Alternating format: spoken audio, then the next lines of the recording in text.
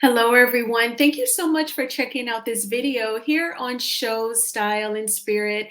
I am Ebony, of course, and as you can see from the title of this video, I want to talk about the latest stories that have come about surrounding the show Love and Marriage Huntsville. There's quite a few to go over, and shout out to the awesome content creators that have been unleashing these stories. So, obviously, we're going to talk about Marceau's Black Nick featuring Luke from Two Live Crew, and how I think they're trying to, give purpose to the ticket sales. Shout out to what's happening. Definitely, I want to talk about Martell and the latest motion concerning him. It just really spoke to me as a consumer with buyer beware. I want to talk about my experiences of working with contractors and just some of the things that come to mind, and how unfortunately some questions that don't come to mind could lead to some people doing business with Martell. Now, before we get into these topics, I ask that you please hit the like button on this video. I'd really appreciate it.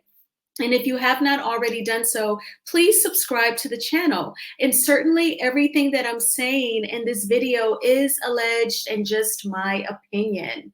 All right, so shout out to the YouTube channel What's Happening. I'm sure that you all watched her video where she streamed the Instagram live between Marceau and Luke from Two Live Crew. We've all known for a while that Luke will be arriving in Alabama to perform tomorrow, October 13th at Black Nick.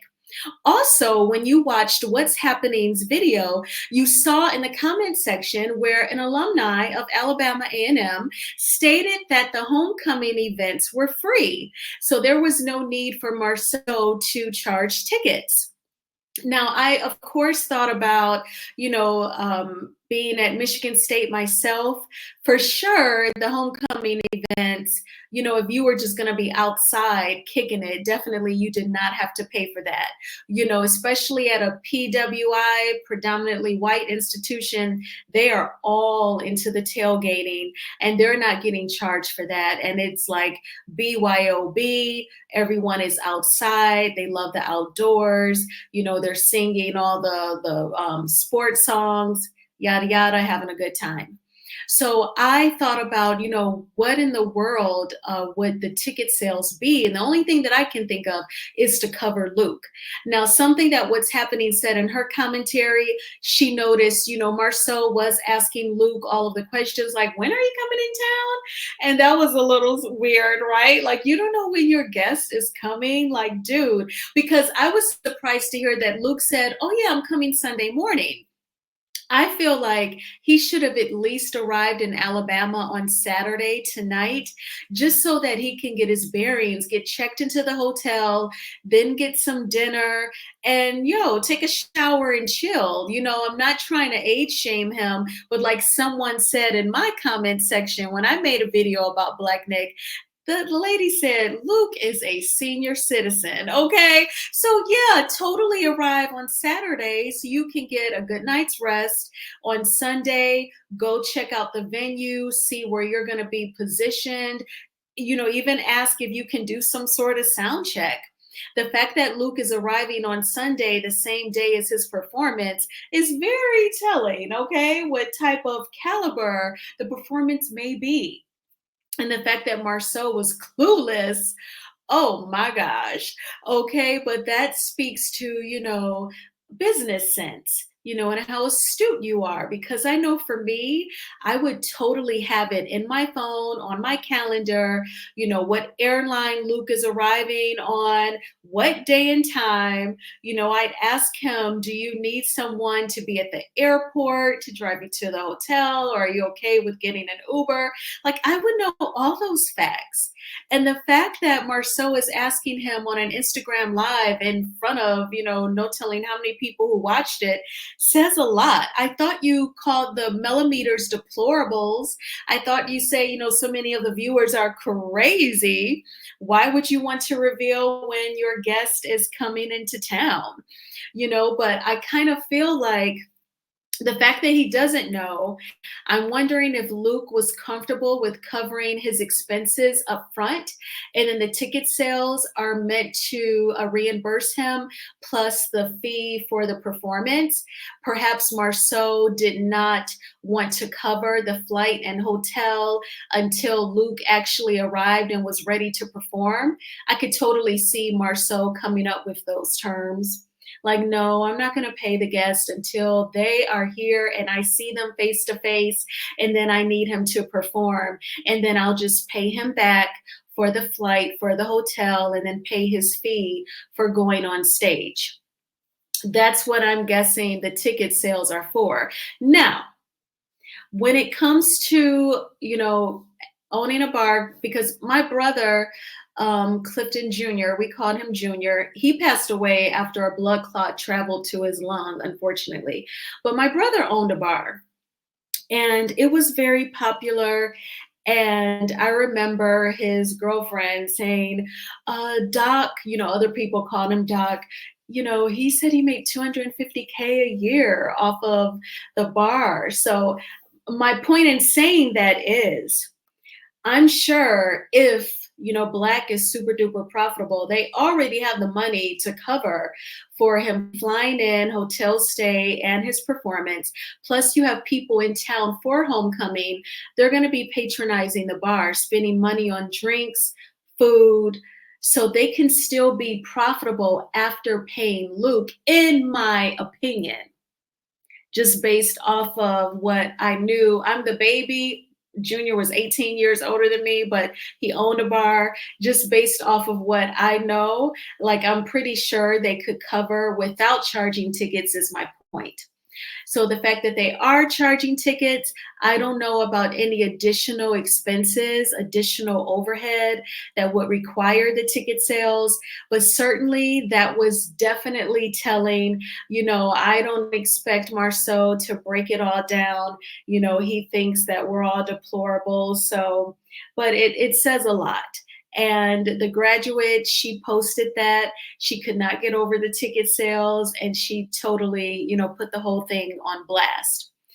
And definitely the artwork, it reminds me of the artwork for the flyer of the Black Nick documentary on Hulu. And what's also hilarious is, I think of Luke, I think of like the 80s and the early 90s when Two Live Crew put their music out. And it's just funny that, like, the artwork, the women are so of a different generation. And, here he is, he's going to be performing tomorrow. Like, I'm sure they're going to stream it live on Instagram. I'm just going to want to check it out just to see Luke's stamina at this point. And hopefully he remembers the lyrics to his songs. And then, these are some more flyers. And definitely what's happening, she noticed that there was an updated flyer where it just listed the host as Luke and Marceau and Tisha. So my guess is that that was giving budget issues as well, if they were not going to book the other hosts because of the fees that they may charge for hosting the event. That was what I instantly thought of. And then, of course, I know that you all have seen the new cast picture. Of course, it does not include Stormy and Courtney, because we know that they have left the show allegedly. Stormy gave it away during an Instagram live quite a few months ago. She did not formally announce it, but she was definitely alluding to it. We do not see the Fletchers in this picture. I'm not really sure why that is. My energy doesn't say that they are done with the show, but I just cannot explain why they are not included in the picture. I also feel like when it comes to the group photos for Love and Marriage Huntsville, they're edited, meaning I don't think that the entire cast took this photo at the same time. I think that Ken and Trisha, Maurice and Kimmy, Melody, Marceau and Tisha, Martell and Destiny took their individual pictures and then editors edited them together. That's how I always felt going back to my most favorite cast picture, which is where Melody is wearing the blue gown, Tisha is wearing like a golden yellow gown, and some of the other cast members are wearing salmon, like Kimmy and Martell were wearing the salmon colors, I believe. Like that cast photo, it definitely spoke, these were individual pictures, and the editors do a great job at editing the individual pictures together. And that's what I'm thinking happened here. And if that's correct, the only thing that I can think of is that perhaps the Fletchers were unavailable to take their individual pictures to be edited in. And then I also look at it, it also seems like spacing wise, I don't even know how they would have like fit in. It would have been a little bit more tighter adding the Fletchers. But it is certainly strange that they are not included in the picture. But I love Melody's cocktail dress, and I actually feel like Tisha's dress, it did not need the big white flower. That almost seems like that was meant to be put on a different dress. Just whoever the designer was, it was like, what? I won't put this on this dress. I'm going to put it on this black one, but I love the cocktail dress that Melody is wearing. Super duper cute. And yeah, this is the new cast photo. So now I want to talk about Martell's latest motion. Shout out to Pinky, the housewife. She broke this story and she did an excellent job at going over the motion and obtaining the legal documents. Definitely check out Pinky, the housewives live, and check out her review on this motion as well. So allegedly, some former customers of Martell, they filed a motion for relief from the automatic stay. And so the motion for relief from the automatic stay is a request by a creditor to allow the creditor to take action against the debtor that would otherwise be prohibited by the automatic stay. Now, there is an automatic stay in place because Martell has filed for bankruptcy. We all know that he filed for bankruptcy some years ago, right after Melody left him. And just to protect herself, she had to do what she had to do as well. But because he filed for bankruptcy, then an automatic stay automatically stops lawsuits, foreclosures, garnishments, and all collection activity against the dentor the moment a bankruptcy petition is filed. And of course, Martell would be the debtor in the bankruptcy. So his former customers who hired him to do a housing project, they have filed for the motion for relief from the automatic stay so that they can pursue action against him and, hopefully get their money back. And of course, this information I pulled from the United States Bankruptcy Court, Southern District of Alabama. And I Googled in the state of Alabama in a legal motion, what is an automatic stay, so that I could get a fuller understanding of what this motion entails. And in my opinion, it is very unfortunate because as a consumer, why this is scary to me is because when I think of doing a project in the home, whether it's adding on a room or, just doing any sort of renovation, you think of before and after pics. You think of, are you bonded? You think of testimonials, looking up reviews. For me, a natural question does not include, and do you have your builder's license? Did you pass the builder's exam? Those are not natural questions that come to my mind. So the fact that we know from him being on a reality TV show that he does not have his builder's license, we have that added info. Although we're viewers of this TV show, we are also consumers. And if you localize it for people who are viewers of the show and also live in the state of Alabama, knowledge is power. And you have that knowledge when it comes to him and not having the builder's license. So then you know whether or not you would do, business with him. And this is all, in my opinion, Martell, okay? So when I think of contractors, sometimes I feel like they are definitely arrogant and they treat you as if they are your God.